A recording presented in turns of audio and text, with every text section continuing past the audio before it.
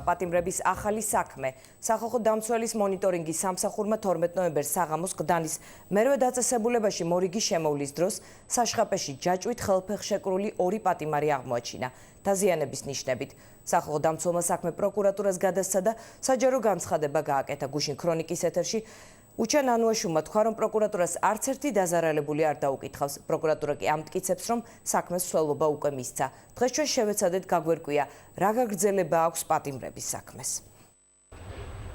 ჯერ დაუდასტურებელია, თუმცა ითქვა, რომ დანაშაულისთვის თავისუფლების აღკვეთა რკინის გისოსებით საკმარისი არ აღმოჩნდა და სასჯელის ფორმას ჯაჭვი დაემატა. ყვირილის და ჩხუბის ხმა მოესმათ. ინციდენტის ადგილზე რწმუნებულებს დახვდნენ ამავე დაწესებულების დირექტორის მოადგილე და ადმინისტრაციის თანამშრომლები. დერეფანში სისხლის ლაქა შეინიშნებოდა. დაწესებულების თანამშრომლები სახალხო დამცველის რწმუნებულთა დანახვამ გააღიზიანა. ჯაჭვით ხელფეხშეკრულ პატიმრებს სველი ტანსაცმელი ეცვათ და სხეულზე ძალადობის კვალი აღინიშნებოდათ. ასეთი სურათი აღწერა სახალხო დამცველის წარმომადგენელმა გლდანის მერვე დაწესებულებაში ვიზიტის შემდეგ.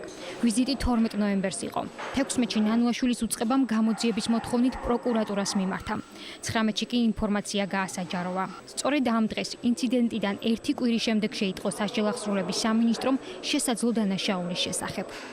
12-დან 19-მდე გასული იყო 7 დღე. 12-ში რომ ყოფილიყო ჩვენთვის ცნობილი, ჩვენივე საგამოძიებო დეპარტამენტი დაინიშნავდა სასამართლო სამედიცინო ექსპერტიზას და 7 დღეს არ დავკარგავდით. მას შემდეგ რაც მოვიპოვეთ საკმარისი მასალები და მტკიცებულებები იმის თუ რა მოხდა რეალურად 12-ში საღამოს, ან საუბარი არის 12-ის საღამოს მოხდარ ფაქტზე, ჩვენ დაუყოვნებლივ მივაწოდეთ ეს ინფორმაცია პროკურატურას. დაგვიანებული რეაქციის ჯაჭვი პროკურატურაშიც გრძელდება. ნანუაშვილმა ბადაშვილის უწყებას მიმართვიდან 5 დღის შემდეგაც პირდაპირ ეთერით მოუწოდა გამოძიების დაწყებისკენ. სულ რაღაც დაახლოებით 9 საათის წინ მქონდა მე გადამოწმებული ინფორმაცია, რომ აქამდე არ იყვნენ დაკითხული არც ერთი დაზარალებულები. სწორედ ამას მოვითხოვთ. პროკურატურაში აცხადებენ, რომ მათ შეტყობინება 20 ნოემბერს მიიღეს და გამოძიებაც მაშინვე დაიწყეს.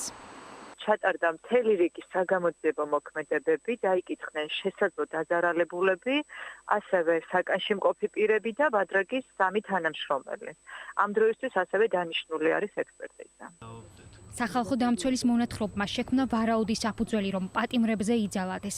გამოძიება მიმდინარეობს, მაგრამ ვიდრე სიმართლე დადგინდება, სახალხო დამცველმა ციხის ადმინისტრაციისთვის დროებით პასუხისმგებლობის შეჩერება მოითხოვა. თუმცა, როგორც ჩანს, საამისო საფუძველი პროკურატურამ ჯერჯერობით ვერ იპოვა. სწორედ მან უნდა მიმართოს სასამართლოს უფლებამოსილების შეჩერებასთან დაკავშირებით.